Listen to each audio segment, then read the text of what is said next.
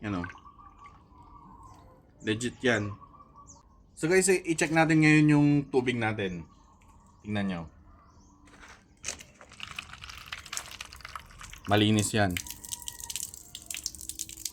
Malinis. So i-check natin yung filter. Walang cut yan guys. Walang cut. Check natin yung filter. Ito ano.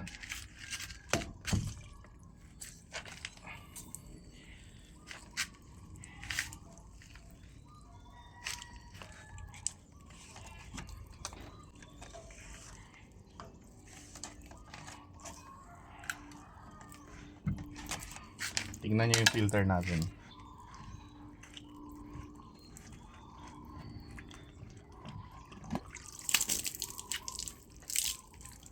Walang cut yan guys. Malinis pa rin yung lumalabas sa tubig natin pero madumi na yung filter natin. So ganyan ka-effective yung filter. Yan o. Legit yan. Puro putik siya. So imagine nyo kung hindi ka naglagay ng filter. Ito yung mapupunta sa bawat tubig na kinukuha mo, di ba? Pero malinis pa rin yung lumalabas sa gripo natin. So lilinisan muna natin to. Ngayon ikakat natin yung video. Lilinisan muna natin tapos papalitan natin ng bago.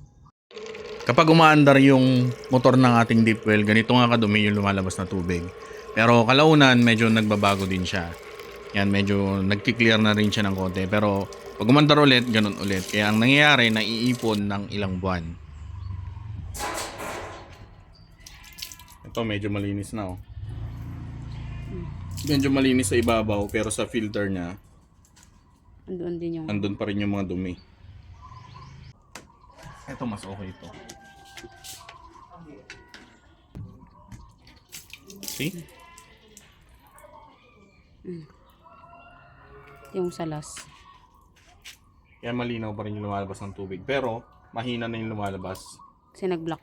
Oo, kasi na-block na yung mga filter natin. Wala pang 3 months yan eh. Oo. Madumi talaga yun. Ito na yung filter na ipapalit natin. 10 microns, 5 microns, and 1 micron. Yan. Tapos yung pinakahuli, yung carbon filter.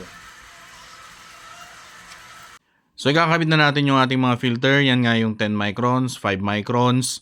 Bali palit siya ng paliit, 1 micron. At yung pinakahuli, yung carbon filter. Yan yung nagtatanggal ng amoy sa mga tubig natin. So maganda siya kung naka-deep well or naka-nawasa ka man, matatanggal yung amoy chlorine niya.